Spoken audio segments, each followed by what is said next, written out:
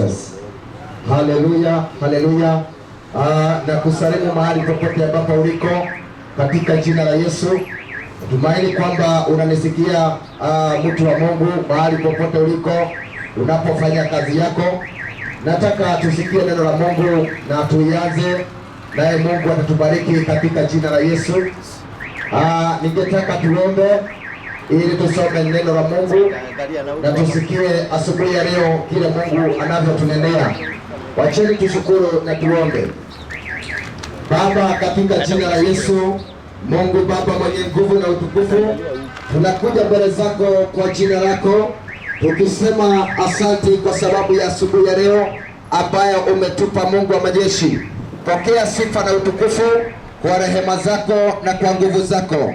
Tuko hapa Baba tukitaka kusikia kwako na tukitaka kusikia neno lako. Tunakuomba unene nasi kwa rehema zako na kwa nguvu zako. Wacha damu yako Yesu chukua ushukani mahali hapa. Nenea mzee, nenea mama, nenea kijana aliye mahali hapa katika jina la Yesu. Baba, tunaomba baraka zako zinazotokana na neno lako. Tunaomba ufunuo wa neno katika jina la Yesu. Mapepo na maroho ambao huwa inazuia baraka ya neno na ikashindwe katika jina la Yesu. Naomba rehema zako, naomba kibali chako kwa utukufu wa jina la Yesu. Naomba, tunaamini. Amina, amina, amina. Haleluya. Asante Yesu. Nataka tuingie katika neno la Mungu tukaweze kusikia vile Mungu anavyotunenea asubuhi ya leo. Maana ningetaka kunena kwa sababu Mungu yuko na huwa ananena. Tunaishi katika nyakati ambazo watu wengi wanasema ya kwamba hakuna Mungu. Tunaishi katika nyakati ambazo watu wengi wamepungukiwa kwa sababu ya mambo yanayoendelea duniani. Mtu anakuja kuona ya kwamba kama hii mambo ninapitia na kuna Mungu, ako wapi Mungu? Wengine anafika mahali ya kusema kwamba hata hakuna Mungu kwa sababu ya vile ambavyo unapitia. Sasa ndugu mpendwa, nataka ukaweze kuelewa neno la Mungu na uweze kuelewa kwamba Mungu yuko. Ni kitu gani ambacho huwa kinafanyika sisi na wanadamu, sisi na Mungu. Maana Mungu yuko mahali pale ambapo aliko. Sasa wakati mmoja kulikuwa na jamaa mmoja ambaye alikuwa na nywele kubwa, na huyo jamaa akakuta mchungaji akamwambia, wewe unahubiri uongo, unasema kuna Mungu lakini kwa kweli hakuna Mungu. Akamwambia, kama kuna Mungu mama yangu hangekufa. Huyo Mungu alikuwa wapi wakati nilikuwa nateseka? Huyo Mungu alikuwa wapi wakati ambapo mimi nilikuwa ninalia? Lakini mchungaji akamwambia kwamba Mungu yuko, lakini wewe ndiye ambaye haumtafuti. Huyo jamaa alikuwa na nywele kubwa sana, na akaambiwa na mchungaji, basi wewe unasema kwamba hakuna Mungu, nami nitakwambia hakuna mtu ambaye huwa ananyoa. Yule mtu huwa ananyoa, basi hakuna. Yani na yeye kumbe ni yeye haendi kwa kinyozi, aende akanyolewe. Sasa wakati mwingine ambao tunasema ya kwamba hakuna Mungu, Mungu yuko, ni sisi huwa hatuendi kumtafuta. Ni kama yule mtu ambaye ako kule kwa kinyozi anasema ya kwamba hakuna wateja, lakini ni watu wengi wako na nywele, lakini ni wao hawakuji kutafuta kinyozi mahali iko ili wakaweza kunyolewa. Hivyo ndivyo ilivyo hata kwa wanadamu, ya kwamba Mungu yuko, lakini sisi ndio ambao hatuendi kumtafuta. So hizi ndizo nyakati ambazo tunaishi, wakati ambapo ni wa mwisho, nyakati ambazo ni za hatari. Neno la Mungu nasema katika kitabu cha Mathayo ya kwamba nyakati za mwisho, yaani kutakuwa na wakati wa hatari. Maana dunia itakuwa kama Sodoma na Gomora, na wakati wa mwisho watu watakuwa wakikosa kumwogopa Mungu na hata wakikosa kuwa na imani. Na wakati mmoja hata Yesu aliangalia dunia na akalilia sana, akauliza, je, wakati ambapo nitakuwa nikirudi, je, nitapata watu ambao watakuwa na imani? Nitapata watu watakuwa na imani? Kwa nini Yesu alililia kanisa? Kwa nini Yesu alililia dunia? maana huu ndio wakati ambao watu wengi wamepungukiwa na imani. Watu walikuwa wanamtumainia Bwana, wamekosa kumtumainia Bwana, yaani ni kama give up, kwa sababu zilikuwa siku zimeandikwa. Neno likasema kwamba nyakati hizi ambazo ni za mwisho, uovu utaongezeka sana, maana kutakuwa kama wakati wa Sodoma na Gomora. Angalieni ndugu wapendwa, huu ni wakati ambapo hatuhitaji kuingia katika Biblia ati kusoma Biblia ati ili tuelewe nyakati ambazo tuko. Ni wakati tunafaa tu tufungue macho yetu, yaani tufungue masikio yetu, tuone yale mambo inafanyika na tutazame kwa macho. Tutaona kwamba hakika tuko katika nyakati za mwisho, maana yale mambo inafanyika siku ya leo ni mambo ambayo haikuwahi fanyika tangu wakati dunia iliumbwa. Wakati unasikia matendo mengine ni matendo ambayo hata ni aibu, yaani watu wamekuwa ni kama wanyama, watu wanakatakatana, wengine wamekuwa kama wanyama, ya kwamba wanaume wanaenda na wanaume wengine, na hata wanaenda na wanafanya harusi, mambo ambayo hajawahi sikiwa. Sasa mambo mengine haihitaji ati tusome Biblia, inahitaji mtu afungue macho na aone kile kinafanyika dunia hii, maana ni nyakati za mwisho, nyakati ambazo ni za hatari sana, wakati ambapo Yesu amekaribia kurudi. Sasa tunapoangalia tunaona kwamba watu wengi wamejitenga na imani, na ndio neno likasema kwa sababu ya kuongezeka kwa uovu wengi wataanguka. Yaani kwa sababu ya uovu kuongezeka, raha zimeongezeka, matendo maovu imeongezeka, yaani mambo imekuja mingi ambayo inabeba watu kama vile maji huwa inabeba watu. Watu wanaondolewa katika imani ya Mungu. Hivyo ndivyo ilivyo, kwa sababu ya mambo ambayo imeongezeka, matendo ambayo imeongezeka, uovu ambao umeongezeka. Watu wengi sana wamekuwa wakudidimia, watu wengi sana wamekuwa wakuanguka. Kwa sababu ya nini? Maana uovu umeongezeka sana. Sasa wacha tusikie neno la Mungu vile Mungu anasema dakika hii na nyakati hizi. Tunasikia kwamba magonjwa itakuweko ambayo hayatakuwa na kinga, na hiyo ni kweli, maana neno linasema katika kitabu cha Nyakati wa Pili pale 7:13 kuendelea, ya kwamba kutakuwa na magonjwa yasiyokuwa na tiba, na wakati huo Mungu atatuma hata nzige. Tuliona nzige, hata zingine zimerudi, ziko kule Nakuru. Zile hazijaisha, bado ziko. Korona ndio ilikuja ikachanganya watu, mambo ya nzige ikakaa ni kama imesahaulika, lakini bado nzige ziko. Sasa tunaangalia, hii ni korona, haya ni magonjwa, hii ni nzige, hii ni uchumi kuharibika, hii ni dunia imekaa kama Sodoma na Gomora. Hii ni mambo ambayo inatimia, kile chochote kiliandikwa kinatimia, maana Mungu haongeagi uongo. Mungu ni wa kweli, na kile Mungu ananena kinatimia katika maandiko. Sasa tunaona ya kwamba kuna hatari katika nyakati hizi za mwisho. Kuna hatari katika nyakati hizi za mwisho, maana watu wameondoka katika imani, wengi wameanguka, wengi wamefika mwisho kwa sababu ya mambo inaendelea katika dunia hii. Haleluya! Wacha tusome maandiko tusikie vile Mungu anasema. Kwa nini watu wanalialia? Kwa nini kila watu wanalialia? Kwa nini kuna kilio? Kwa nini kunaonekana kilio? Nimekuja nikuambie na nimekuja nikupe jibu. Watu wanasema mimi ninateseka na Mungu bado yuko, mimi ninapitia haya, kwa nini ninaendelea hivi? Biashara kwa nini hivi? Kwa nini ndoa? Kwa nini maisha kama hii? Angalia, kwa nini watu wamekaa ni kama wamefika mwisho. Siku kama ya jana tulipohubiri Injili, mtu mmoja akakuja akatuambia kwamba mimi hata tulipokuwa tunawachana, mimi nilikuwa nataka niende nifanye kitu baya, yaani nimejaribu kujiua.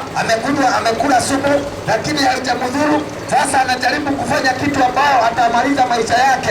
Watu wamefika mahali ambao ni ya kujikosa kabisa, mahali ambao ni ya kugive up katika maisha, yaani wanakosa tumaini. Anaona ni kama amesahaulika na Mungu, lakini Mungu bado yuko. Mungu yuko, Mungu sio uongo. Mungu yuko na anaongea. Wakati tunateseka Mungu anaona, wakati tunalia Mungu anaona, chochote ambacho tunatembea na Mungu anasikia. Lakini kuna kitu ambacho Mungu anataka tufanye. Wacha tusome hili neno katika kitabu ambacho ni cha kitabu cha Nyakati.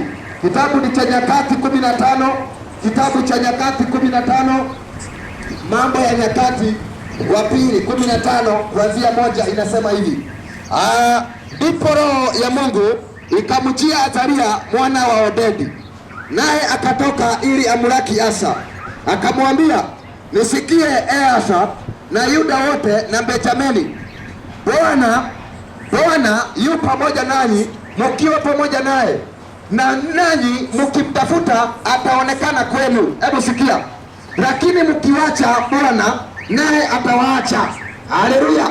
Hebu sikieni ndugu wapendwa, ya kwamba roho wa Mungu akamujia akimuraki mtu alikuwa anaitwa Asa, akamwambia, sikia Asa na Yuda wote na Benjamini, Mungu anasema Bwana yu pamoja nanyi mkiwa pamoja naye. Hebu sikia sasa hivi ya kwamba Mungu ambao ni Bwana atakuwa pamoja nasi wakati tutakuwa pamoja na yeye, na neno linasema na tukimtafuta Mungu naye atakuwa atapatikana. Lakini nasema kwamba lakini tukimwacha Mungu naye atatuacha. Angalia hiyo maandiko na uifafanue vizuri, uigize katika maisha yako ya kwamba Mungu ako pamoja na wewe wakati wewe utakuwa pamoja na yeye. Ukiwa pamoja na Bwana, Bwana naye anakuwa pamoja na wewe, lakini ukimwacha Mungu naye Mungu anakuacha. Sasa angalia uone ya kwamba Bwana ako katika mahali pale pake, kiti chake akijazama, kiti chake akijaondoka. Bwana yuko mahali pale tu, hajaondoka, yuko mahali pale tu, lakini ni sisi tunaondoka njia zetu na Bwana. Yaani njia zetu zinakuwa ziko mbali na Mungu, tunajaribu kufanya hivi, tunaambia Mungu kwa nini, lakini kumbe ni wewe hauko hapo. Ni kama mtu ambaye anasema hakuna mafuta, hakuna petro, lakini wewe hauendi kwa petrol station.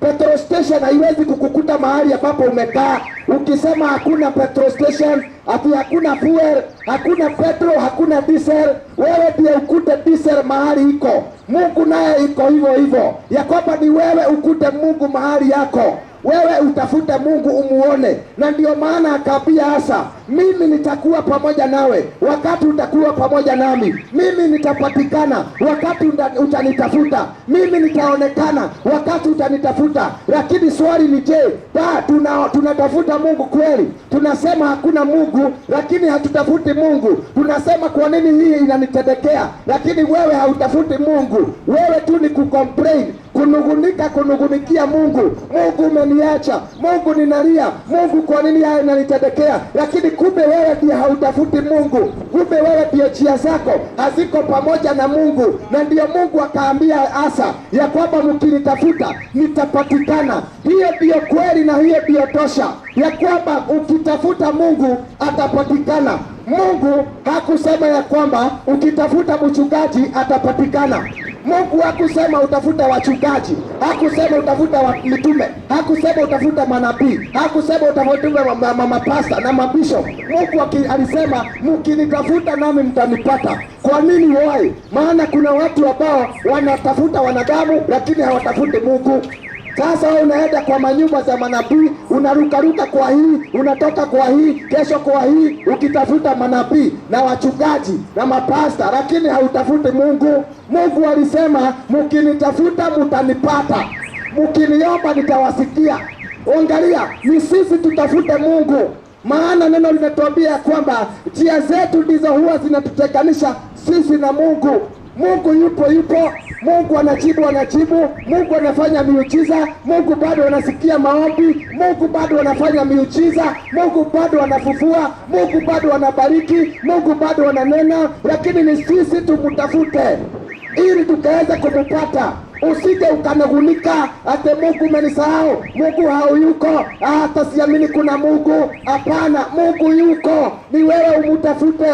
Maana amesema katika kitabu hiki ya kwamba niko pamoja nanyi wakati mtakuwa pamoja nami. Akasema ya kwamba mkinitafuta ataonekana kwenu, lakini mkiniwacha atawaacha ninyi. Angalia, mkiwacha Mungu naye atamuacha. Angalia, na hiyo ni kweli kwamba tukiacha Mungu naye atatuacha, kumaanisha kwamba Mungu yuko, lakini anataka tumutafute, tusimuache Mungu. Maana ukiacha Mungu naye anakuacha kwa sababu wewe hamutaki. Angalia, hivyo ndivyo ilivyo. ya kwamba lazima uwe na communication wewe na Mungu siku ya leo. Lazima uwe na communication na Mungu, lazima uwe na mjadala wewe na Mungu, lazima ucommunicate na Mungu ili uongee na yeye, njia zako ziwe sawa na yeye, ili ukaweze kuona Mungu vile anataka, ili Mungu akaweze kuwa pamoja na wewe. Kile unafanya Mungu awe pamoja naye na wewe, kwa sababu wewe utakuwa pamoja na yeye. Ndugu yangu, kaka yangu, Mungu ni rafiki wa kweli. Mungu ni rafiki wa kweli, rafiki wa kweli ambaye anataka tuwe na urafiki na yeye, sio urafiki fake. Anataka tuwe na urafiki na yeye. Wacha kuenda kuangalia mabroka wanakuambia wacha niulize Mungu vile nataka. Wewe unaambiwa uende direct kwa Mungu. Siku ya leo kuna watu ambao wamejifanya manabii na mitume wa uongo, wanakuambia wewe kuja kwangu, ukitaka kitu kwa Mungu kuja kwangu. Hawa ni mabroka hawatakagi uongee na yeye direct, lakini ukikuja kwangu nitakwambia utaongea na yeye direct. Enda direct, maana mimi ni sio jia, mimi ni sign post ya kukuonesha ndio ule Mungu. Utaenda hivi utamkuta amekaa kwa ofisi yake. Lakini mabroka wakora wanabii uongo hawakuambii uende kwa Mungu direct, wanakuambia nunua hii tumachi, tukiisha ukuje. Mungu atasikia. Baada hii toa hii sadaka, sikia nini Mungu atafanya. Anakuambia sasa hata ufai kuomba, wewe ukifanya kitu kuja nipigie simu. Yaani unakuta kwamba umefanya mwanadamu yeye ndiye ambaye ni Mungu wako, yeye ndiye chairman ya Mungu. Ati ukitaka kuongea na Mungu lazima upitie kwa mwanadamu, kwa nabii. Hapana, Mungu amejitosha na alisema tukimtafuta tutampata, ya kwamba yeye ndiye njia. Hakuna nabii njia, hakuna mtume njia, hakuna pastor njia, hakuna kanisa njia. Yesu ndiye njia, Mungu ndiye njia. Enda direct, wacha kutumia shortcut ya wanadamu. Ati shortcut wetu wale mbele ya Ngai, jipeleke mbele za Mungu. Gitama kia hekaro ni giatokire, ile pasia ilipasuka mara mbili, ya kumaanisha ya kwamba sasa kila mtu anaweza kwenda mbele za Mungu. Kila mtu anaweza kwenda mbele za Mungu, anaweza kujiombea, anaweza kujifanyia ibada. Hiyo ni kusema kwamba hakuna mambo ambayo ni ya kufanyiwa ibada. Wewe unaweza kuomba, usifanye mtu broka ya kwamba unataka unaenda kwa mtu, niombe, nifanyie, ninaenda wapi? Omba. Neno linasema ya kwamba omba, yeye ndiye njia. Na neno linasema kwamba enyi ambao mnazunguka na mizigo mizito, kujeni kwangu na nitampumzisha.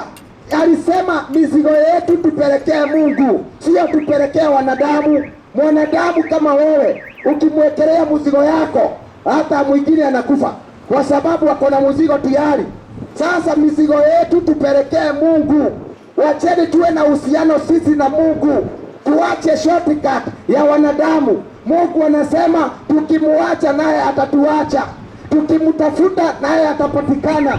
Tukiwa pamoja na Mungu naye atakuwa pamoja na Mungu, nawe utakuwa pamoja na Mungu. Hiyo ni kumaanisha brother, Mungu bado wako wewe, ndiye njia zako ziko kando na yeye. Ndiye Mungu anataka tutafute Mungu, tutembee katika hizo njia zake, tutembee katika njia za uhaki, za utakatifu. Maana kile kinatutenganisha sisi na Mungu ni njia zetu, ndugu yangu.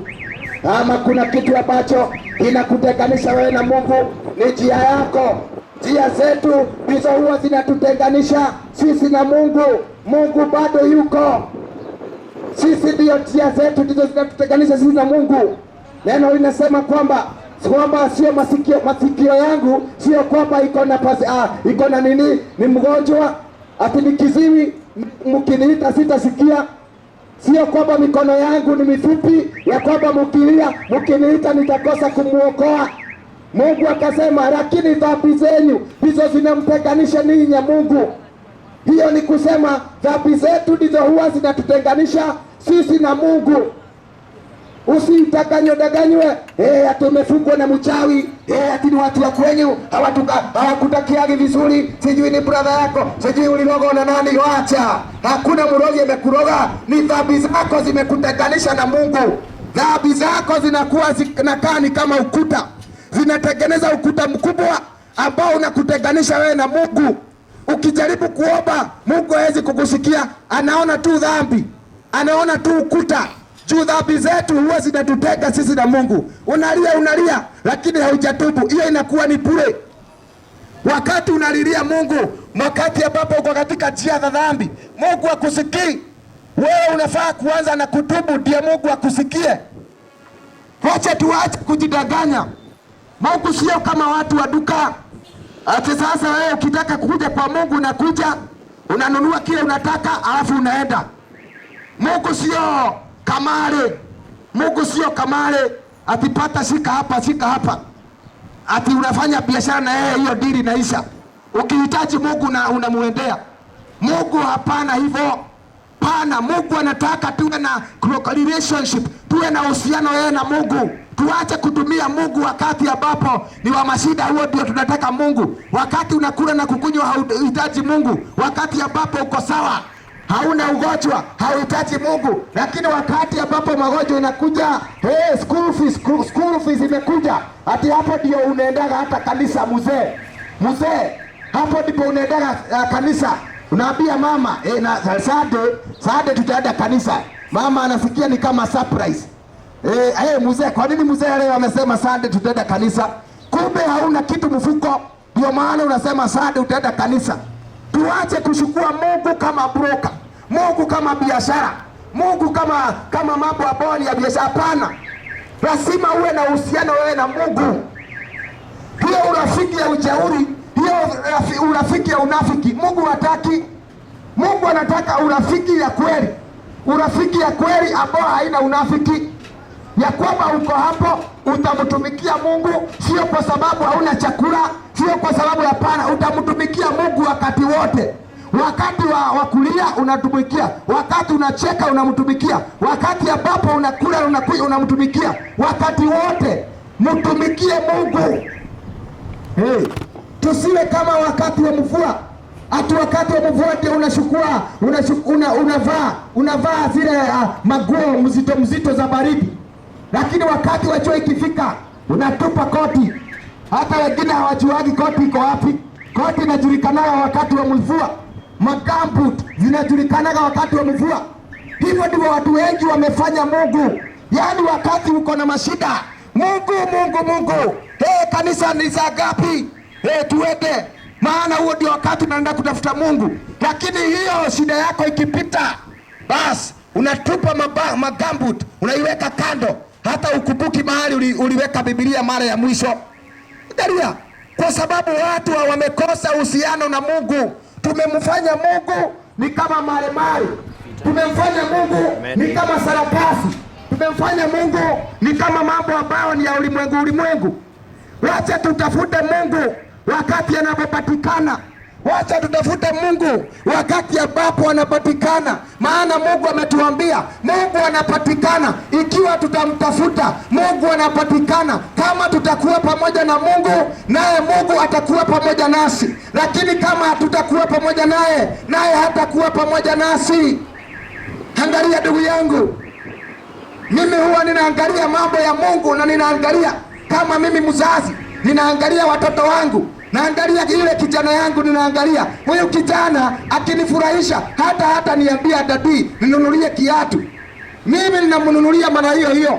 Maana ninaona njia zako, tuko pamoja na yeye. Lakini kama hako pamoja na mimi hata akiniambia siwezi, namwambia utaenda hivyo, utakaa hivyo, kwa sababu wewe hauko pamoja na mimi. Kwa nini wewe unataka nikusikie na wewe haunisikii? Angalia, hivyo ndivyo ilivyo sisi na Mungu. Mungu ni baba yetu. Kama wewe njia zako haziko mzuri na baba yako, sasa unaambia Mungu akubariki. Unaona kama baba yako atakubariki? Mambo ambayo tunafaa kujifunza nayo ni vile tunaishi hapa. Kama hauna amani na baba yako, unaona kama utafanikiwa? Huwa tunasema kwamba baraka huwa inaanza nyumba. Baraka ukitaka kufanikiwa huwa inaanza kwa nyumba, wewe na wazazi. Angalia wewe na mzazi, baba na complain vile ambavyo wewe unafanyaga, vile wewe haumpigii simu, vile wewe hauongei, vile wewe haumkumbuki. Unaona kama utabarikiwa, unaona kama maisha yako itaendelea vizuri, wakati baba ana complain juu ya maisha yako? Hawezi. Hivyo ndivyo Baba wa mbinguni alivyo.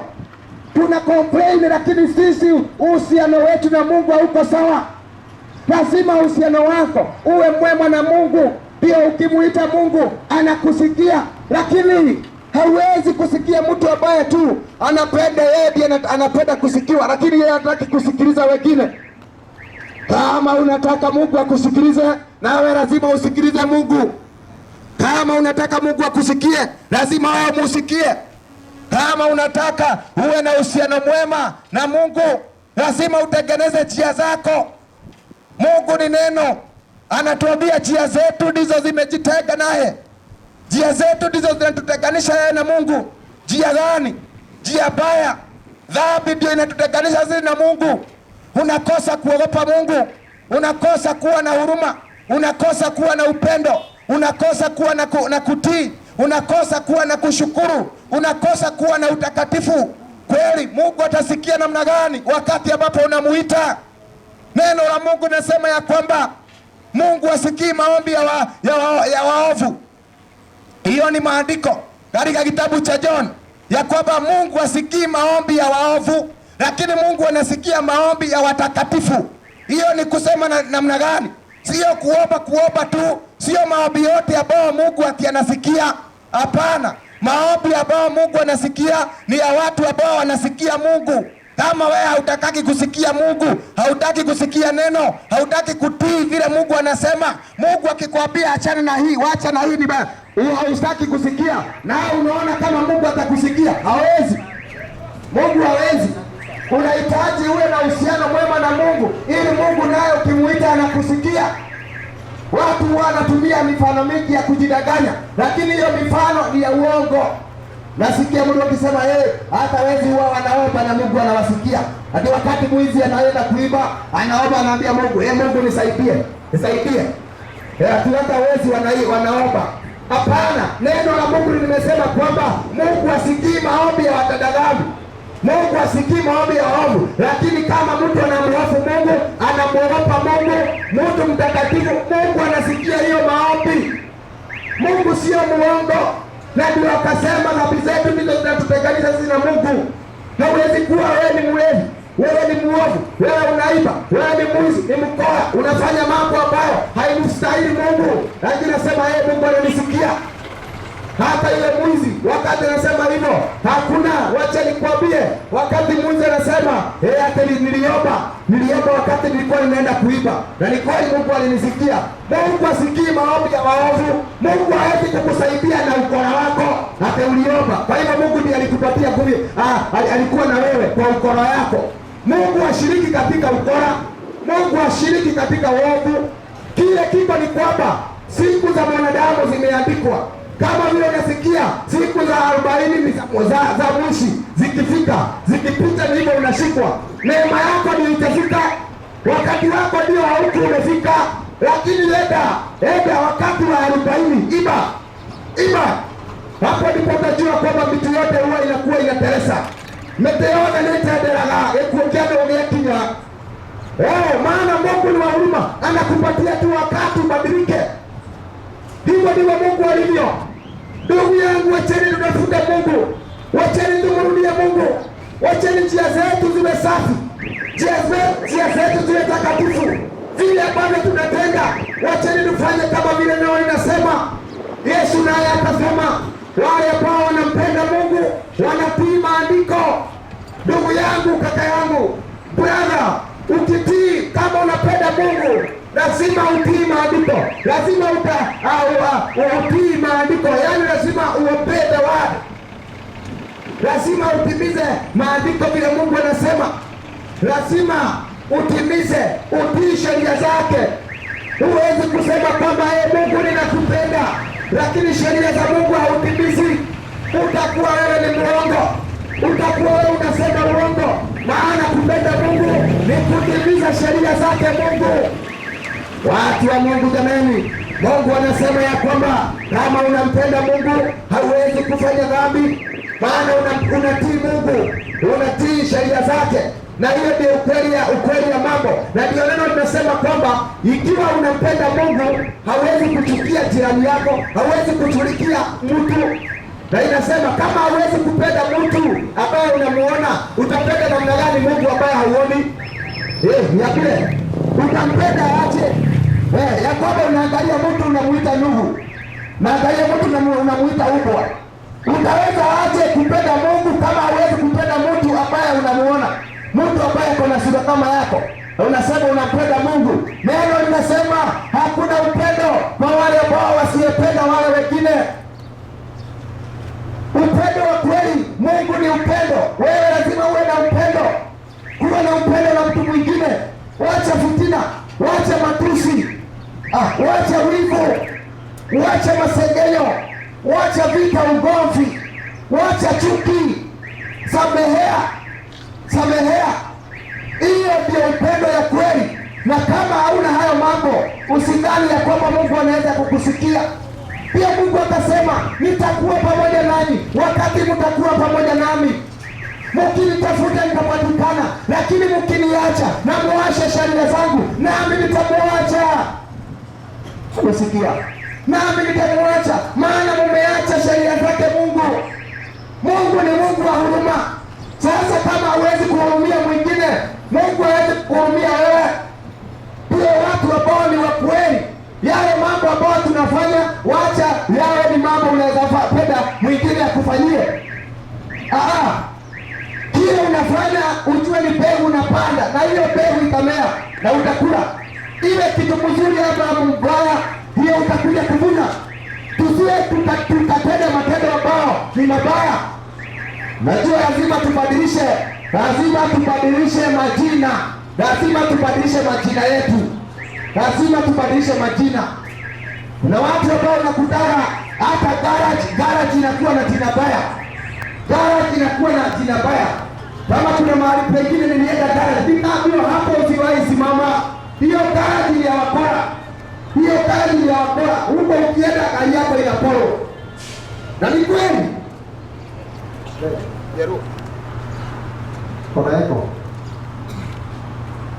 Sasa unakuta ya kwamba garage imeharibiwa jina kwa sababu ya watu ambao wamekosa tabia. Watu ambao wamekosa tabia wanaharibu majina yenu kwa sababu ya ukora. Lazima tuondoe hayo majina. Ati kwamba wewe hauwezi kupelekewa gari, maana ukipelekewa gari lazima uharibu gari. Ati unaharibu gari ili upate kazi. Mwingine anawachiwa gari, anaondoa mafra, anaiba mafra. Yaani ukora. Kama wewe mwenyewe unataka Mungu akubariki na gari, na wewe haujui kutunza gari za wenyewe, Mungu kweli atakubariki. Neno linasema ya kwamba tuwe waaminifu na kile kidogo tumepatiwa. Kale kagari unapelekewa, kuwa mwaminifu nayo. Hata kama ni tukutuku, kuwa mwaminifu na hiyo tukutuku, na Mungu atakuaminia yako. Lakini kama wewe sio mwaminifu na ile kazi uko nayo, unaona kama utakuwa, Mungu atakufanya uaminike na vitu kubwa. Neno la Mungu linasema ya kwamba wale ambao ni waaminifu kwa kidogo, nitawafanya wawe waaminifu nitawapatia mingi, ile nitawaaminia mambo mingi. Hiyo ni kusema ya kwamba ukiwa mwaminifu kwa kabaiskeli, kama utakuwa mwaminifu kwa kabaiskeli, Mungu na yeye atakufanya mwaminifu, atakupatia kagari ya miguu ine. Na kama utakuwa mwaminifu kwa hiyo kagari ya miguu ine, Mungu atakufanyia uwe mwaminifu, atakutumainia gari ya miguu 10. Ndiyo hiyo, ukiwa mwaminifu ni kwa sababu yako, naye Mungu atakuamini. Hauwezi kuwa wewe sio mwaminifu na mimi nitakuamini, siwezi. Hata kwa kazi watu huwa wanapromotiwa kwa sababu ya uaminifu wao. Mtu akiachiliwa kazi, anaangaliwa na mkubwa, anaonekana huyu jamaa ni mwaminifu sana, huyu nilimpatia achunge hii na hii na amekuwa mwaminifu, sasa nimemfanya manager, maana amekuwa mwaminifu kwa hii kidogo. Na akitoka hapo akiwa mwaminifu, anafanyiwa director. Hapo unasikia mtu amekuwa na kampuni yake, maana amekuwa mwaminifu. Mungu anabariki waaminifu, wale ambao ni waaminifu. Tuache kuwa watu wasiokuwa waaminifu. Ukorakora wacha, kuguzaguza vitu ambazo sio zako wacha. Ukiona shuma na shuma sio yako, unaguza hiyo shuma, wacha nayo. Vitu za wenyewe wacha nazo, wacha. Kama unataka Mungu akubariki, wacha. Mungu anasema atakuwa pamoja na wewe wakati wewe utakuwa pamoja na yeye. Mungu hakui pamoja na wakora, ya kwamba screwdriver haiwezi kuwekwa mahali wewe ukose kuishukua. Unaangalia kama kuna mtu unashukua screwdriver ya wenyewe, pliers unashukua, supana haiwezi kuwekwa mahali unashukua. Uaminifu iko wapi? Unasema Mungu umeniacha. Wewe ndio umeacha Mungu. Wewe ndio umeacha kuwa mtu, umeacha sheria zake Mungu, na Mungu anakuacha. Mungu atamwambia kama utakuwa mwaminifu na unitafute nitapatikana, lakini kama hautakuwa mwaminifu basi hatutakuwa pamoja na wewe. Hivyo ndivyo ilivyo. Wapendwa, matendo tunayofanya ndio tutakuja kuvuna. Mungu anatafuta watu waaminifu. Mungu anatafuta watu ambao wanamwogopa Mungu. Mungu anatafuta watu ambao wanajua kutubu na kuachana na dhambi. Maana Mungu anasema tukiwa pamoja naye atakuwa pamoja naye, atakuwa pamoja nasi. Lakini tukimwacha Mungu atatuacha. Na wacha nikwambie, hakuna kitu baya kama mtu ambaye ameachwa na Mungu. Afadhali uachwe na wazazi wako, afadhali uachwe na marafiki, lakini Mungu akikuacha utakuwa mahali pabaya. Hakuna mahali pabaya kama kuachwa na Mungu. Maana unajaribu hii inakosekana, unaenda kwa mtu anakuangalia kwa sababu ulimwacha Mungu. Neno linasema ya kwamba wakati mtamwacha Mungu, Mungu atawafanya muwe ni kama viatu kwa wanadamu. Yaani unaenda kwa rafiki yako ukisema atakuhara kwa sababu mumeonana, mumekaa sana, hata hawezi kukukaribia, anakuona ni kama uko na mavi, anakuepuka. Hivyo ni neno linasema wakati mnaacha Mungu, Mungu ni kama anampaka kinyesi usoni mwenu. Ukienda mahali kuna muda kazi, unaangalia ni kama uko na kinyesi. Hakuna hauwezi kukaribia. Yaani unaonekana ni kama mtu ambaye amejiharia. Ni neno ya kwamba ukiachana na Mungu naye anaachana na wewe. Hapo ndipo unajua ile sifa tuko nayo inatokana na Mungu. Unaenda unauliza kazi, unapatiwa kazi. Sio ni feva ya Mungu ameweka ndani yako. Lakini wakati unaondoka katika njia za Mungu, hiyo feva inapotea. Feva inapotea. Hata kwa nyumba yako inapotea. Naona watu wanakuangalia, hata mtoto wanakuangalia ni kama sio baba yake. Kwa sababu hiyo kitu iliondolewa. Kwa sababu njia zake zimekuwa mbaya na Mungu. Umekuwa njia mbaya. Umejitenga na Mungu. Hivyo ndivyo Mungu anasema. Ndugu wapendwa, wacheni tuwe pamoja na Mungu ili Mungu naye atembee pamoja nasi. Mungu atembee pamoja nasi, maana dhambi inatupaka uchafu. Dhambi huwa inatupaka uchafu. Dhambi huwa inafanya tukataliwe kabisa. Wakati unaingia katika dhambi, unakuwa mtu ambaye ni ulevi. Wewe mwenyewe unajikosea heshima. Mtu anaona hawezi kukuheshimu, maana dhambi imekufanyia hauna heshima. Mimi huwa ninaongea ukweli, kitu ambacho ninajua. Kuna mhubiri atakuja hapa atahubiri nyuma yangu, utasikia mimi atakuambia. Kuna wakati ambapo alikuwa mlevi, alikuwa mlevi katika miaka kama 20-20, na huyu mtu kwao alikuwa ni kama mtu ambaye, yaani mtu ambaye ni kama anajiharia. Hakuna mtu anataka mambo yake.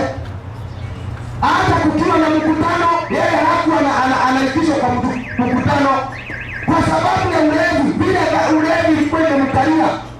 Hatu nyingi kwenu kuko na family gathering, lakini wewe hawezi kukautiwa. Ni kama huko kwa hiyo nyumba kwa sababu ya dhambi. Dhambi ambayo uko nayo imekuchafua, imekupaka ndani kitu baya. Hautakiki, hauwezi kukaa na watu. Inafika mahali hata watu wanaanza kuongea, lakini yeye hako hapo. Mahali ambapo unaitana picha, sasa tuko na picha, lakini huyo hata hawezi kuitwa kwa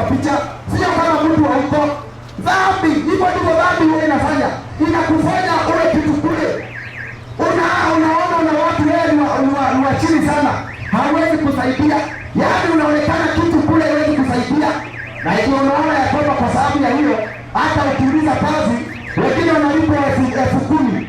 Wewe ukiuliza kazi unapatiwa 2,000. Sasa huyu ni mlevi. Sasa huyu anataka 1,000. Ndio. Kwa sababu ya nini? Maana dhambi huwa inafanya mtu aonekana kama hana kitu. Anaonekana kama hana kitu. Yaani unakosewa heshima kwa sababu ya ulevi. Unakosewa heshima kwa sababu ya vile ambavyo unatembea, vile unafanya mambo yako. Watu wakikuangalia wanaona sasa huyu sasa atafaidika na nini? Huyu hakuna. Wengine wakitajwa wewe hawezi kutajwa. Hivyo ndivyo dhambi iko. Hivyo ndivyo iko. Huwa inakupata mafuta ambayo ni ya kukataliwa. Unakaa maisha ni kama umekataliwa, kumbe ni wewe umejikataa. Kwa sababu ya ile dhambi unakaa maisha yani umejikataa, unakaa kama mtu outcast. Hiyo ni hivyo. Njia zako zikiondoka na Mungu, njia zako zikiwa mbaya na Mungu, nakwambia unakuwa outcast. Kwa sababu hauna urafiki na Mungu. Tafuta urafiki na Mungu na utakuwa mtu ambaye ako na heshima. Tafuta urafiki na Mungu na utakuwa mtu ambaye ako na heshima. Niambie, watu ambao wanatembea na uhuru. Ukisikia mtu anatembea na uhuru ni rafiki ya uhuru, huyo mtu anakuwa na heshima kama kitu kingine. Hakuna mtu anaweza kumuignore. Akipita na mahali, kuja. Hata watu wanataka kupiga picha na yeye. Maana anatembea na mfalme. Anatembea na mfalme na anaheshimika. Lakini ukitembea na shetani hauwezi kuheshimika. Tembea na Mungu mfalme wa wafalme na utakuja kuheshimika. Toka katika dhambi. Toka katika mambo ya dunia. Toka katika hiyo vikundi. Toka. Uheshimike dunia na mbinguni. Ukiomba Mungu anakusikia kwa sababu njia zako ziko sawa. Angalia wale unatembea na wao. Hakuna mtu ambaye anatembea na Mungu anaibika. Lakini wale wanatembea na wanadamu wanaibika. Toka katika dhambi. Toka katika uasherati. Toka katika ukahaba. Toka katika ulevi. Toka katika matendo mabaya. Muogope Mungu. Okoka. Njia zako ziwe pamoja na Mungu. Hapo ndipo ambapo utamuona Mungu. Mungu ametuambia Mungu yuko. Njia zake ziko na akatambia kwamba ni njia zetu ambazo huwa ziko mbali na Mungu. Ndio maana Mungu hatusikii. Ndio maana tunamwita Mungu hatusikii kwa sababu ya njia zetu. Lakini wakati njia zetu zitakuwa sawa na Mungu, Mungu atatusikia. Jamani, umtafuteni Mungu wakati anapopatikana, maana hizi ni nyakati ambazo ni za mwisho. Ndugu yangu, kaka yangu, hatuishi hapa duniani kwa sababu ya kukula na kukunywa. La, hatuishi hapa kwa sababu tunajua kukula, tunajua kukunywa. Hiyo haiwezi kukufanya uishi. Hapana. Kuna mtu dakika hii amewekewa nyama pale mbele, choma iko mbele yake, lakini hawezi kula, hawezi kusaidika. Mwingine amewekewa ugali pale, chips, lakini hawezi kukula. Nakuta kule kwa hospitali anaangalia tu chakula hivyo na macho. Yeye anaangalia tu na macho chakula. Maana hatuishi kwa sababu ya kukula na kukunywa. Sio pesa inafanya uishi. Nyenyekea ndugu. Ni Mungu anafanya tuishi. Ni Mungu anafanya tukule. Yes, anafanya tukule chakula. Tukule na tushibe, ni Mungu. Sio kwa sababu ya pesa zetu, sio kwa sababu ya utajiri, sio kwa sababu tunachua nini. Hapana, sio nguvu zetu, ni rehema za Mungu. Hiyo rehema ikiondoka, ndugu yangu, pesa haitaweza kukusaidia. Haiwezi. Kuna tajiri mmoja ambaye nilikuwa nasikia, huyo tajiri aliona ya kwamba mambo yote inawezekana kwa sababu ya pesa zake. Akipata kakitu kadogo hivyo, anasema mimi niko na pesa, nimeenda ninahaungana, polisi hawezi kunikamata, hakuna jaji ananiweza. Kama ni majaji, yule mtu ako na jaji kama 10. hakuna kitu kinaweza kumuhangaisha. Kama ni mgonjwa anasema mimi niko na dege, nitaenda tu India na nitaponywa. Sasa anaona anaishi kwa sababu ya nguvu zake, kwa sababu ya ile pesa ambazo wako nayo, lakini sio pesa ambayo ako nayo inamfanya aishi. Kumbe ni rehema zake Mungu. Wakati mmoja Mungu alimgonga kiboko, jamaa akawa amegocheka. Hiyo pesa yake akajaribu, ako na pesa masanduku, pesa magunia ako nayo ya pesa, lakini hajawahi kumsaidia. Anaenda kwa hospitali hii kwa hii, anaambia daktari, daktari, mimi niko na pesa. Wewe unajua mimi ni nani? Wewe daktari, unajua mimi ni nani? Mimi nina pesa. Mimi nakuomba mimi tu nipone. Pesa niko nazo magunia. Daktari anamwangalia, anamwambia daktari, hata kama hivyo najua mkubwa, lakini hii ugonjwa haina tiba. Hii ugonjwa haina tiba. Hii umefika mwisho. Angalia, pesa zake zikakosa kumsaidia. Akatoka nje ya hospitali, akaunganisha pesa zake, akatupa pua. Alitupa pesa zake kwa hospitali, gunia ya pesa. Akasema nimekuja kujua kwamba katika dunia hii hatuishi kwa sababu ya pesa. Hatuishi kwa sababu tunajua kukula, hatuishi kwa sababu tunajua kufanya kazi. Tunaishi kwa sababu ya rehema za Mungu. Nyenyekeeni na mkaweza kujua ni Mungu. Mungu anafanya tuishi. Mungu ni rehema zake. Sawa, isije kuwa ya kwamba pesa inakuinua moyo wako. Unajiona wewe mwenye kiburi, hauwezi kuadilika, hauwezi kunyenyekea, hauwezi kumuomba Mungu, hauwezi kumshukuru Mungu. Unasema hii ni nguvu yangu. Hata unaambiwa shukuru, ati Bwana wewe Baba, shukuru Mungu kwa vile Mungu amekubariki. Unasema mimi ati amenibariki. Hapa hakuna Mungu kunibariki. Ati hapa ni nguvu yangu, hapa ni jasho yangu. Nasikia vile watu wenye viburi wanasema kiburi. Hata hii unasema Mungu amenibariki. Hapa hakuna maombi. Wewe hapa ni jasho yangu. Wacha nikwambie, kama ni jasho itakuonyesha watu wanajua kufanya kazi. Jasho kama ni jasho inafanya watu wabarikiwe, inafanya watu wainuliwe sana. Itakuonyesha kuna watu wanafanya kazi mzito lakini wanapatiwa kamshahara kadogo sana. Jasho, wazee wanafanya koroga, wengine wanafanya kazi kibaliwa, jasho lakini bado haiko. Na kuna mwingine anakaa tu hivyo, pesa zinaingia. Kwa nini? Ni rehema za Mungu, ni kibali kutoka kwa Mungu. Hii dunia siri ni Mungu. Yeye ndiye tosha. Yeye ndiye ako na siri ya umasikini, siri ya utajiri, siri ya kuinuliwa, siri ya kushushwa ni Mungu.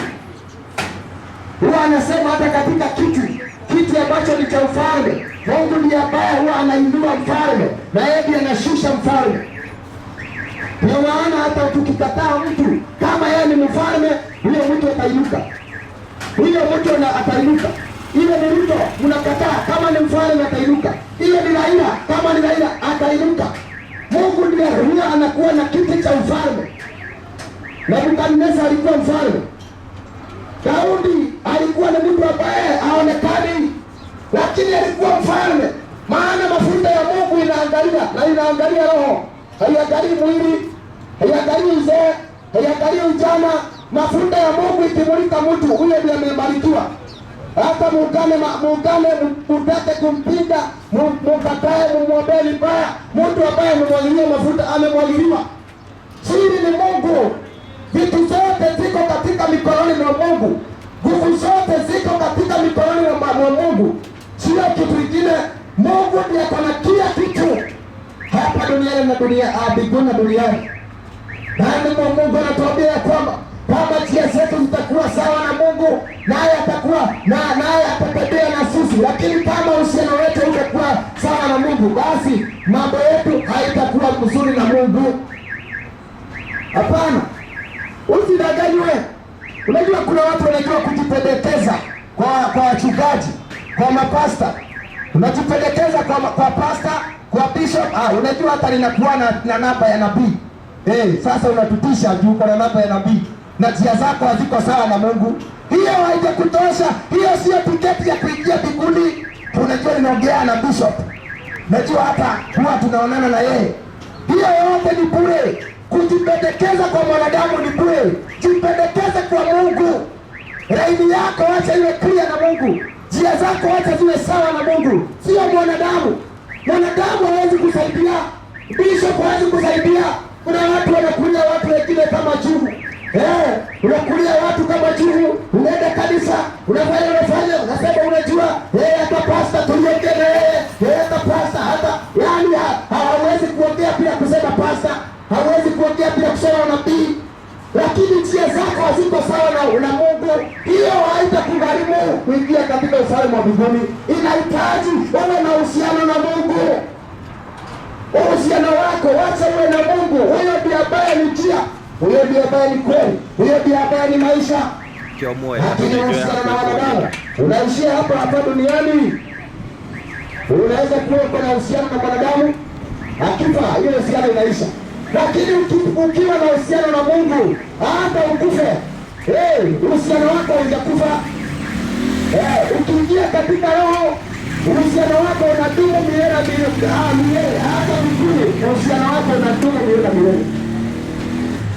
Yangu kaka yangu, wacha tutii Mungu, wacha tufanye vile Mungu anasema. Maana neno moja hili tu ndio nimesema siku ya leo, ya kwamba inasema mimi nitakuwa pamoja nanyi wakati nitakuwa pamoja na mimi, lakini mkiniacha nami nitawaacha.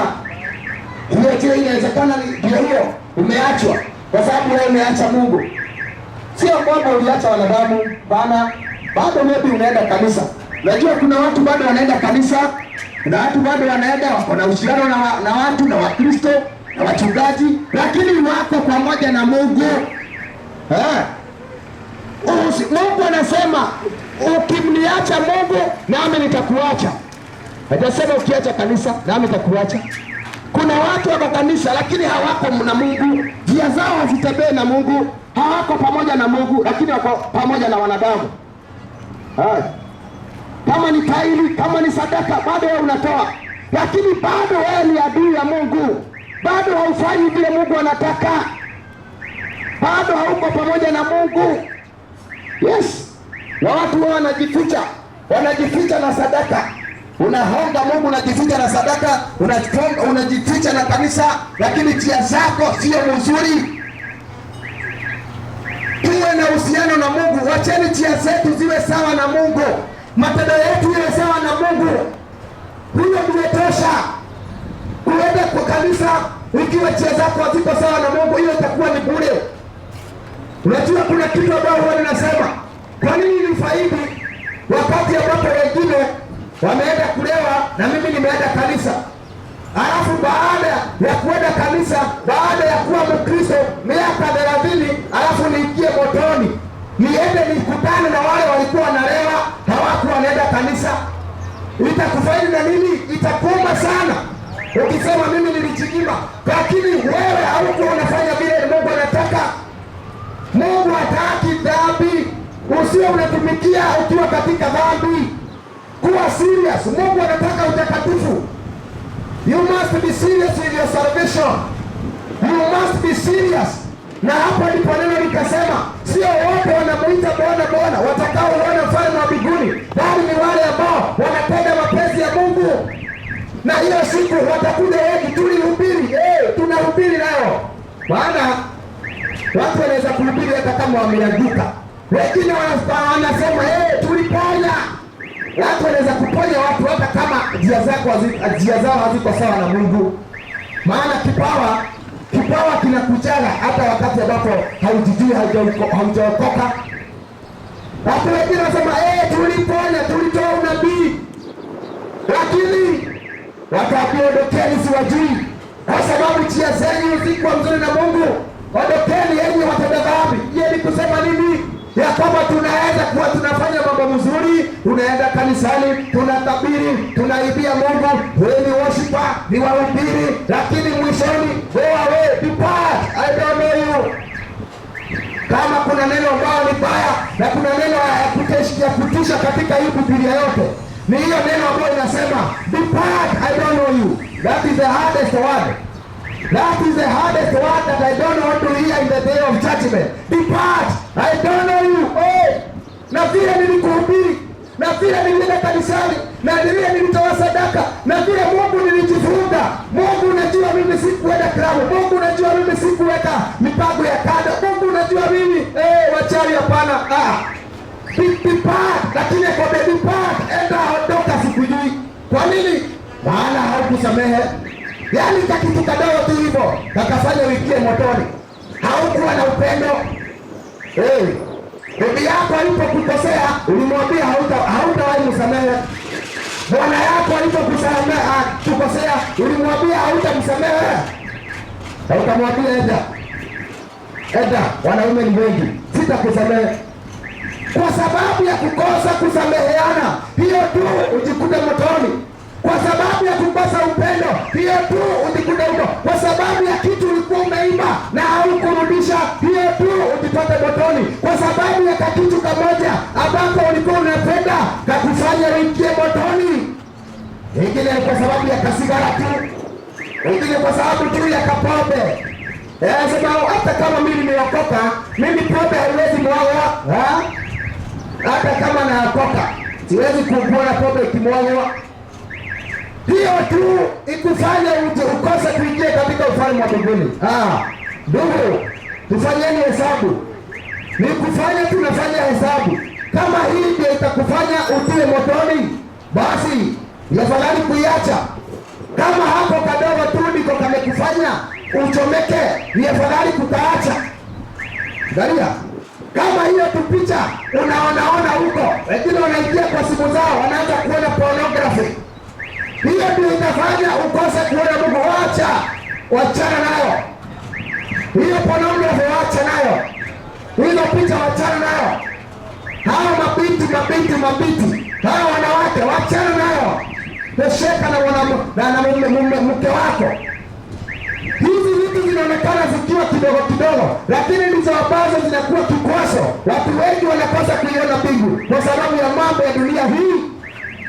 Hapana, fanya hesabu. Yesu naye akasema ya kwamba itakufaidi na nini wakati ambapo uko na dunia yote, alafu mwishoni ukataliwe mbinguni. Kila kitu ni hapa duniani, lakini ukose kuingia katika ufalme wa mbinguni, utupo motoni. Itakufaidi na nini? Wewe tajiri, itakufaidi na nini? Wewe unasema wanawake wote ni wangu, lakini mwishoni utupo motoni. Hii dunia tunafanya hesabu tukiwa hapa duniani. Kama kazi tunayofanya, hauwezi kufanya kazi bila kufanya hesabu. Kwa nini unafanya maisha ambayo unakaa na ufanyi hesabu? Mtu anapoajiriwa kazi anafanya hesabu, na hii kazi ninalipwa 3,000. 3,000 ndio ni kuishi nyumba, ni kulipa kodi au ni kukula.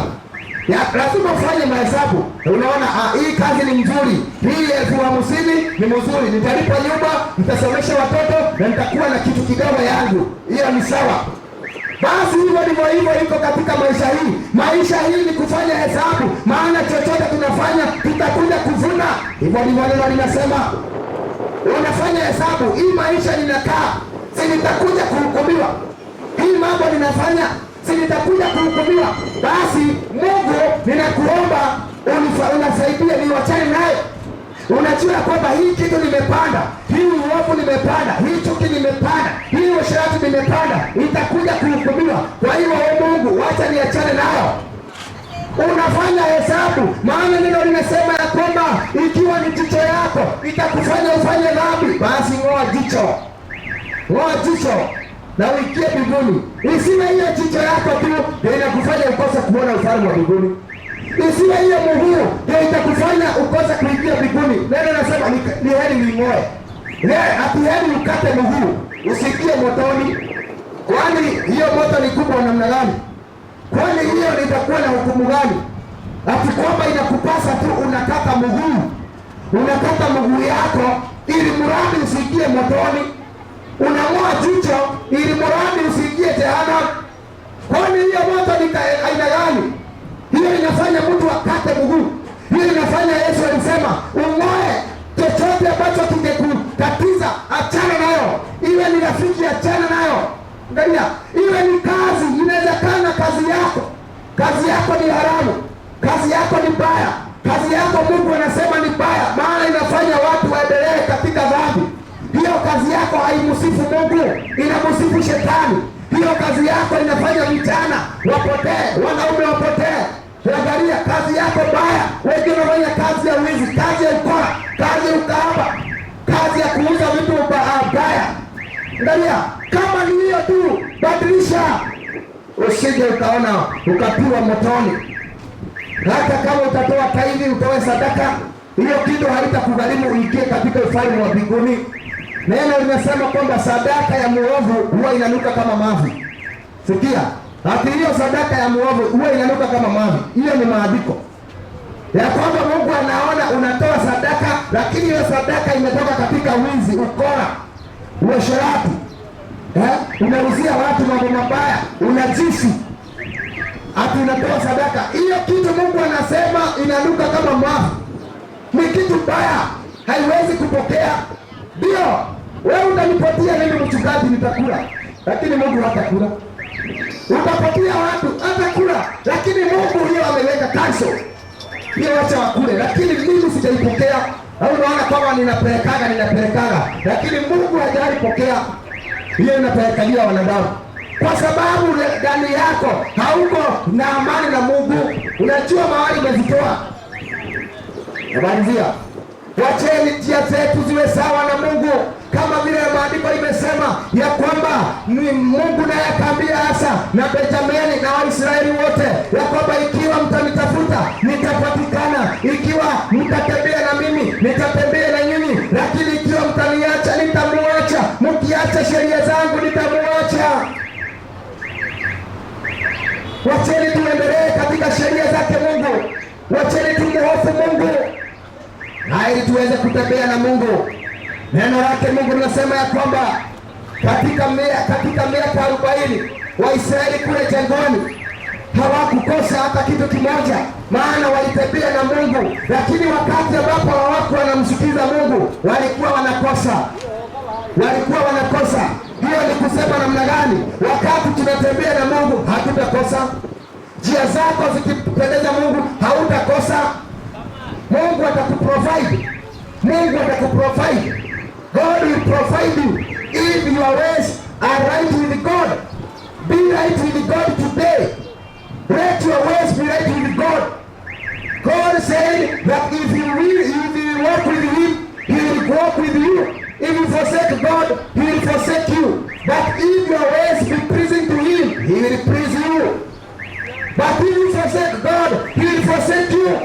But if you walk with Him, walk in His commandment, He will walk with you. Be right with God today, that God may be right with you, that God may walk with you. That is what God said. God cannot leave you, but your ways will leave God. It is your ways that leave God. It is you that separate from God. God cannot separate Himself from you. He is still there. His love is still there. His mercy is still there. But your sin separates you from God. Be right with God today. If you forsake God, God will forsake you. If you leave God, God will leave you. But if you walk with God, God will walk with you. If your ways are well, you will be well in your life. My brother, my sister, Mungu anataka tutembee katika hiyo. Na ndio maana unaona ya kwamba miaka 40 Waisraeli hawakukosa kitu. Leo inasema hata nguo zao zilikuwa zinakuwa vile wanakuwa. Kama ni kiatu haikuraruka. Sio ni maajabu. Hiyo si history. Hiyo ni kitu ambayo iko na ni kweli. Mungu yuko na anafanya hiyo maajabu. Maana njia zao zilikuwa right with God. It was right with God.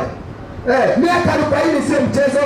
Miaka 40 hakuna shamba, hakuna pesa, hakuna kibarua, hawafanyi kazi. Miaka 40 wanakula kutoka kwa Mungu. Kama ni chakula zinatoka mbinguni wanakula. Nyama wakitaka nyama, Mungu anatuma nyama kutoka mbinguni zinaanguka kama mvua. 40 kama ni kukunywa maji, walikuwa wanakunywa maji safi inatoka kwa mawe. Maana njia zao zilikuwa sawa na Mungu. Just do that. Wacha njia zako ziwe sawa na Mungu. Yes. Na hakuna kitu utakosa. na ukipata utakula kwa amani. Najua kuna watu wanakula lakini hawakulai kwa amani, wanakula wakinung'unika. Hata ukikula hata kama ni nyama unakula lakini unanung'unika, hata hauwezi kuenjoy, maana njia zako haziko sawa na Mungu. Ile hawezi kukula, mwili unaleta shida, utafika mgongo kuuma, yaani unakuta uko na mashida lakini pesa uko nazo, lakini kuna kitu ambao hauna. Uko na pesa lakini hauna amani. Njia zetu acha ziwe sawa na Mungu na mambo yetu yote itakuwa sawa. Tusifungiwe amani, tusifungiwe na shetani. Hilo wanapimiwa ati furaha, unapimiwa furaha na shetani, wakati Yesu anapatiana furaha na amani yake bure. Ati ili uwe na furaha unaenda unapimiwa ya 50, tumira ya 50 na kanusu ya 40, ati ili upate furaha na unataka usikie vizuri. Lakini Yesu anasema amani yako ni bure. Mimi nakupatia amani yangu bure, furaha yake ni bure, hakulipishi, na unaenda kupimiwa ya 50 ya 40. Bila hiyo siwezi kuwa na amani, siwezi kuwa na furaha. Wacha tujue siri. Siri ni Yesu. Ndiyo hiyo furaha, ndiyo hiyo amani. Anasema wakati mmoja, wakati Roho alishuka, wakati Roho wa Mungu alishuka, watu walijazwa na Roho. Sasa watu walipoangalia wakauliza, tumeona ni saa 9 lakini hao watu ni walevi. Saa 9 hao watu ni walevi, wamekunywa gani? Unaona? Wakaambiwa hao watu sio kulewa, wamelewa na pombe. Hao watu ni Roho wa Mungu, wamelewa na Roho. Hiyo ni kusema nini? Hiyo pombe unakunywa, unasikia ni kama uko na furaha. Wale watu wamejazwa na Roho Mtakatifu, hiyo furaha wanakuwa wamejazwa na Roho Mtakatifu. Unalewa na Roho. Neno nasema tusilewe kwa mvinyo, tusilewe kwa pombe, bali tulewe kwa Roho Mtakatifu. Hiyo ndio pombe ya kweli. Yes, Roho Mtakatifu ukimnywa, basi unakuwa umelewa. Vile unasikia kucheka. Naona tu mchungaji anacheka tu. Anasikia vizuri ndani yake, hajui ni nini. Ni wengine sema mimi nikikunywa na cheka, nasikia tu furaha nyingine. Hivyo ndivyo ilivyo. Maana umekunywa Roho Mtakatifu. Sasa unasikia tu kucheka, unasikia tu furaha. Na unaona tu mtu anaimba tu. Yaani ako na amani. Hata kama leo hakukuwa na kazi, ako na mia yake, anafurahia. Anakula kaugali akiwa amefurahia. Lakini wewe uko na pesa, hauna amani. Nyama unakula ukiwa umekunja uso. Ugali huwezi kukula. Yaani hauna furaha, lakini pesa uko nazo. Maana kuna kitu ambao hauna Mungu, hauna Yesu. Okoka. Chanzo kwa Roho Mtakatifu na utatembea vizuri, utakuwa na amani. Yesu akasema yeye ndiye kweli, yeye ndiye maisha, yeye ndiye kila kitu. Furaha ya kweli inatokana na kwake. Amani ya kweli inatokana na kwake. Na ukijazo na huyo Roho, na kuambia hautatembea katika matendo ya mwili. Haleluya. Nataka kumalizia katika jina la Yesu. Kumalizia na maombi. Wacheni tutafute njia za Mungu. Tafuta njia zako ziwe sawa na Mungu. Kuwa pamoja na Mungu, naye Mungu atakuongoza, naye Mungu atakubariki katika jina la Yesu. Nataka tuombe katika jina la Yesu. Wacheni tuwe sawa na Mungu, maana Yesu amekaribia kurudi. Nyakati za mwisho, haujui kesho. Kuwa sawa na Mungu. Yes. Kuna mtu alikuwa anaitwa Ezekieli, wakati mmoja aliambiwa, tengeneza njia zako na Mungu, maana kifo yako imefika, mwisho wako umefika. Akaambiwa atengeneze njia zake na Mungu. Make your life in order. Yes, prepare your life. Prepare it in order. Maana mwisho imefika. Njia zako ziwe sawa na Mungu. Mahali unaona hauko sawa, tengeneza njia zako. Mwisho ya mambo yote imekaribia. Tuko nyakati za mwisho. Baba, katika jina la Yesu tunakuja mbele zako. Nasema ni asante, pokea sifa na utukufu. Jina lako lisifiwe, jina lako litukuzwe, maana umeinuliwa mbinguni duniani. Tunasema ni asante kwa sababu umetutendea adhuria leo. Baba, pokea sifa na utukufu. Watu wako wamesikia neno hata wameelewa. Yehova, hili ni neno ambalo limepandwa ndani ya roho zao. Ninaomba Mungu wa majeshi, kile kimepandwa Baba kimee mara 100 katika jina la Yesu. Natangaza Baba, kwa nguvu na mamlaka ya damu ya Yesu, taweza kuwafungua wale wamefungwa na minyororo ya shetani. Naomba ikavunjike katika jina la Yesu.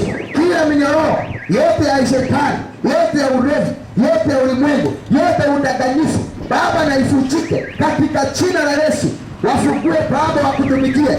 Kile kinawatenganisha wewe na wao Baba, watenge sasa in the name of Jesus. Chochote kinawasumbua ili wasikutumikie, ili njia zao zisiwe sawa na wewe Baba, waondolee. Iwe Baba ni maroho, waondolee katika jina la Yesu. Kila vikwazo, kila milima iishushe katika jina la Yesu. Mungu wa majeshi, naomba Baba ukaongoze. Naomba Baba, kama jinsi umenena katika neno lako kwamba watu wako wakitafuta ufalme wako kwanza na utakatifu, na njia zao zikiwa sawa na wewe, umesema utabariki maisha yao. Bariki kazi zao, bariki maisha yao katika jina la Yesu, kwa utukufu wa jina la Bwana. Baba, wale wamefika mwisho hawana tumaini Baba, ninaombea tumaini, ninaombea nguvu katika jina la Yesu. Wale Baba wanajiona wamefika mwisho, wewe ndiye mwanzo na wewe ndiye mwisho Baba, wakupate katika jina la Yesu. Maroho ya vifo, maroho ya kujiua, maroho ya kujiharibu, na ikemea na itenga in Jesus name. Baba, naomba wafungue kwa utukufu wa jina lako Yesu. Ni asante Baba, jina lako lisifiwe, jina lako litukuzwe katika jina la Yesu. Naomba na pia tunaamini. Amina, amina, amina.